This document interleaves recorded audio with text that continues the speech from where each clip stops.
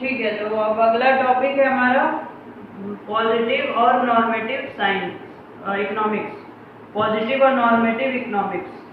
Positive economics क्या होती है? पॉजिटिव इकोनॉमिक्स वो इकोनॉमिक्स होती है जो फैक्ट्स और फिगर्स पे बेस्ड होती है, जिसको कि वेरीफाई कर सकते हैं हम किसी भी सोर्स से, हमको उसका इंफॉर्मेशन मिल जाएगा। और नॉर्मेटिव साइंस क्या होती है? वो हमारी ओपिनियंस पे बेस्ड होती है। इसको अगर हम दूसरे पॉइंट से देखें तो पॉजिटिव साइंस क्या बताती है कि मतलब पास्ट में क्या था, प्रेजेंट में क्या है और फ्यूचर में क्या हो सकता है, प्रॉब्लम्स हमारी क्या क्या है और क्या क्या हो सकती हैं, पर वो फैक्ट्स पे बेस्ड रहेगा, किसी मतलब स्टैटिस्टिकल डेटा पे या किसी एनालिसिस पे वो बेस्ड होगा, तब वो ऐसी बात कहेंगे फ्यूचर के लिए।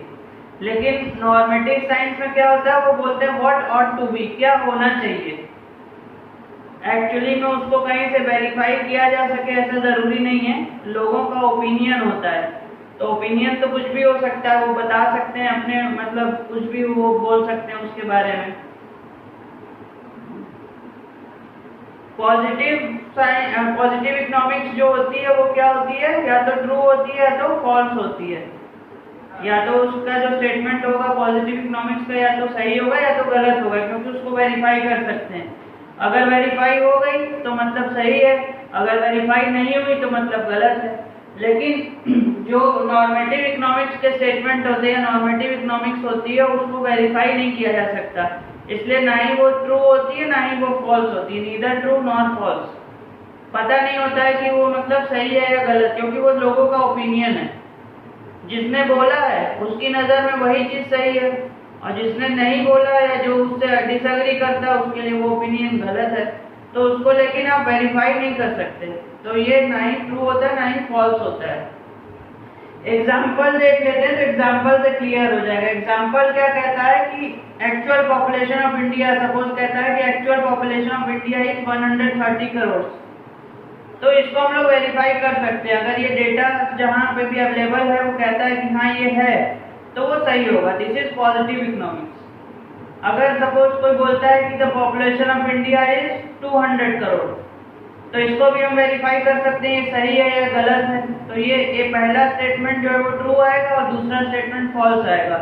इसको वेरीफाई किया जा सकता है, और ये कैसा है? पॉजिटिव इकोनॉमिक्स है। नॉर्मेटिव इकोनॉमिक्स में क्या बोलेगा कि the population of India is very high, या India must reduce its population, India को अपनी पॉपुलेशन कम करनी चाहिए, या इंडिया को अपनी पॉपुलेशन पे कंट्रोल करना चाहिए, या कोई ये भी कह सकता है कि इंडिया को अपनी पॉपुलेशन को और बढ़ाना चाहिए, अभी इंडिया की पॉपुलेशन बहुत कम है। तो दोनों तरह के ओपिनियन आ सकते हैं, लोगों का अपना अपना पॉइंट ऑफ व्यू है, और किसी ने किस बेसिस पे बोला उसको आप वेरीफाई नहीं कर सकते। तो ऐसा स्टेटमेंट कि India should control its population, ये क्या हो गया? नॉर्मेटिव इकोनॉमिक्स हो गया।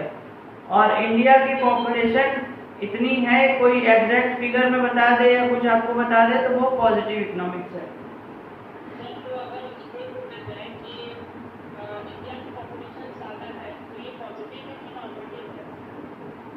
नहीं, ज्यादा है मतलब किससे ज्यादा है?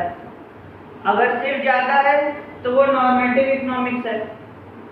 अगर ये बोला जाए कि इंडिया की पॉपुलेशन अमेरिका से ज्यादा है, तो वो पॉजिटिव इकोनॉमिक्स है, क्योंकि वो फैक्ट है। ज्यादा है कम है ये तो हमारा ओपिनियन है ना।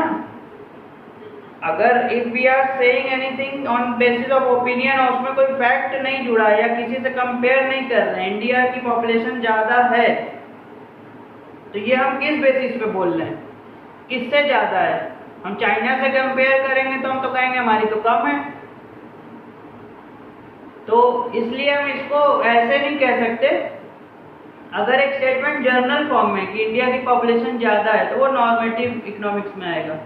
अगर वो स्टेटमेंट कंपेरेटिव में आ गया कि किससे ज्यादा है, एक इंडिया से चाइना ही है जिसकी ज्यादा है, तो अगर स्टेटमेंट में लिखा है कि इंडिया की पॉपुलेशन चाइना से ज्यादा है, तो वो पॉजिटिव इकोनॉमिक्स का स्टेटमेंट हो गया, वो स्टेटमेंट फॉल्स हो गया। और किसी भी और कंट्री का नाम दिया, लिखा है इंडिया की पॉपुलेशन उस कंट्री से ज्यादा है, तो वो ट्रू हो गया, तो वो स्टेटमेंट तब भी पॉजिटिव इकोनॉमिक्स का हो गया। ठीक है, कोई दिक्कत इसमें?